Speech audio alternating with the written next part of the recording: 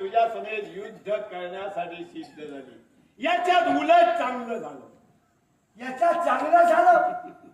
मग जेव्हा एवढं हे युद्ध झालं, याच्या अगोदर केव्हा मच्छिंद्रनाथाचं आणि कालिका मातेचं युद्ध झालं नाही? आज झालंय।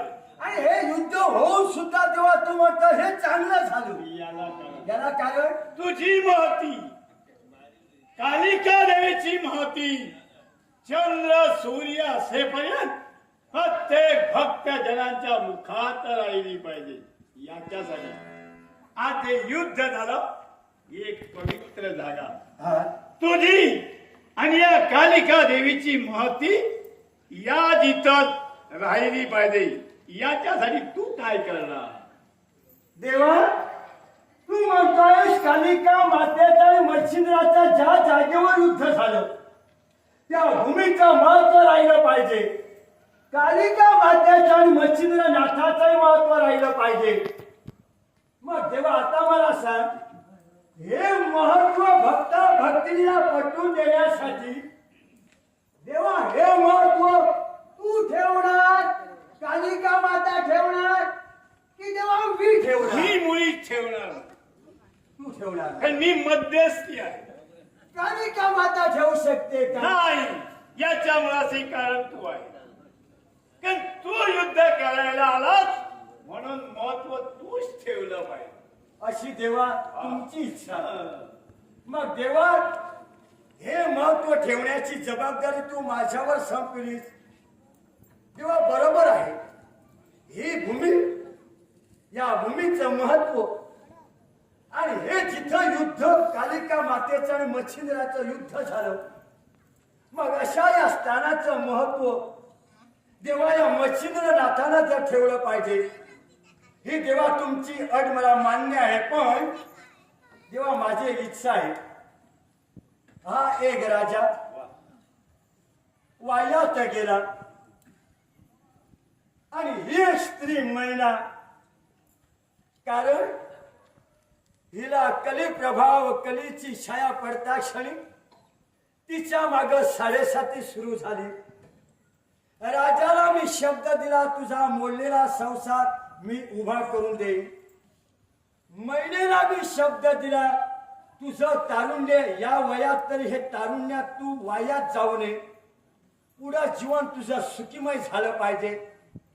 मग देवी कालिका माते आणि कैलासनाथा या राजाचा मोडलेला संसार उभा करण्यासाठी त्याला तुम्ही आशीर्वाद द्या। तारुण्यात आलेल्या स्त्रीला तुमचा आशीर्वाद द्या आणि याचं जीवनाचं सोनं तुम्हा सर्वांना शुभ शास्त्रेचा माझा आशीर्वाद। चिंता करण्याचं मुळे काही नाही मी असेपर्यंत। राजा, मी तुला शब्द दिल्याप्रमाणे तुला कालिका मातेचं दर्शन घडवून दिलं, मैंने तुला कालिका मातेचं दर्शन घडवून दिलं। भक्ती महिमा तुम्ही सामील झालात, तुमच्या जीवनाचं सोनं या क्षणापासून होणार, तुझा संसार पुनश्च उभा होणार।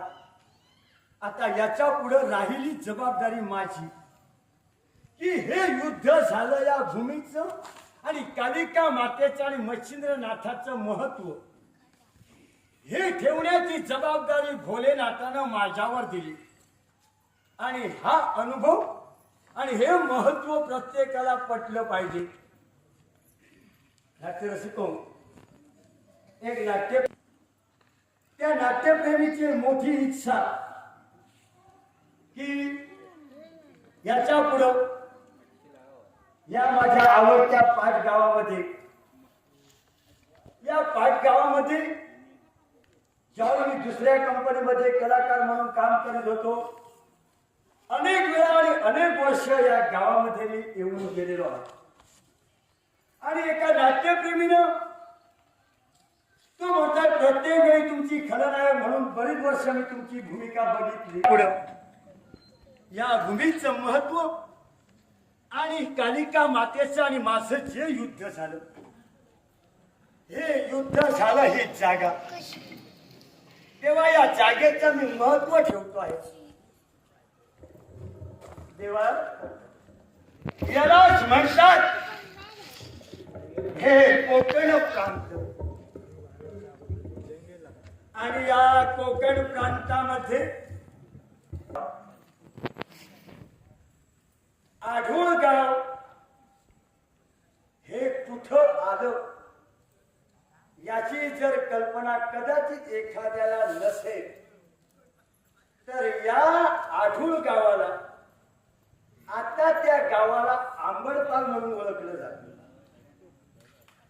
हे कुडाळपासून जवळच तीर्थक्षेत्र आहे आणि कुडाळपासून जवळ असणारे आंबडपाल गाव यालाच आढूळ गाव म्हणतात. आणि या आढूळ गावामध्ये कालिका मातेचं मंदिर आहे. त्या कालिका मातेचं मंदिर आणि त्या मंदिराच्या बाजूला जो डोंगर आहे या डोंगराला मच्छिंद्रनाथाचं तपश्चर्येचं स्थान. कारण या जागी या डोंगरावर मी तपश्चर्या पूर्ण केली. भक्त हो भक्तीनो, कधी तुम्ही रात्र दिवस कधी या कोकणामध्ये या कोकण प्रांतामध्ये कुडाळपासून जवळ असणाऱ्या आढूळ गावात अगोदर कालिका मातेच्या दर्शनासाठी कालिका मातेच्या मंदिरात चला. कालिका मातेचं दर्शन घ्या आणि कालिका मातेचं दर्शन घेऊन झाल्यानंतर बाजूला जी टेकडी म्हणजे जो डोंगर आहे या डोंगरावर हे माझं तपश्चर्येचं स्थान आहे. नंतर माझ्या दर्शनासाठी या. कालिका मातेचं दर्शन घेतल्यानंतर माय माऊलीचे सर्वांचे संसार सुखी कालिका माता करेल. शंभू महादेवाच्या आशीर्वादानं सारे भक्त सुखी व्हाल आणि तुमचे चरण या मच्छिंद्रनाथाच्या या तपश्चर्येच्या स्थानापर्यंत तुमचे चरण पोचले की तुमच्या माग असणारी इडा पिडा साडेसाती सर्व दूर होईल. क्लेश दारिद्र्य दूर होईल. आणि याच्यासाठी याच्या पुढं याला काली म्हणतात. ही कालिका देवी म्हणजे शंभू महादेवाच्या हाती असणारं एक अस्त्र. देवतावर असुरानं ज्यावेळी हल्ला करण्याचा प्रयत्न केला त्यावेळी या कालिका अस्त्राचा वापर देवतानं केला. त्या आईला श्रम झाले म्हणून विश्रांती मागण्यासाठी शंभू महादेवाजवळ ती तयार झाले. शंभू महादेवाच्या आज्ञेनं तिनं विश्रांती घेतली. पण माझ्याकडून तिच्या निद्रेचा भंग झाला आणि हे आमचं युद्ध झालं. आणि हे जर युद्ध झालं नसतं तर या भूमीचं महत्व कळलं नसतं. आणि हे युद्ध झालं म्हणून या कोकण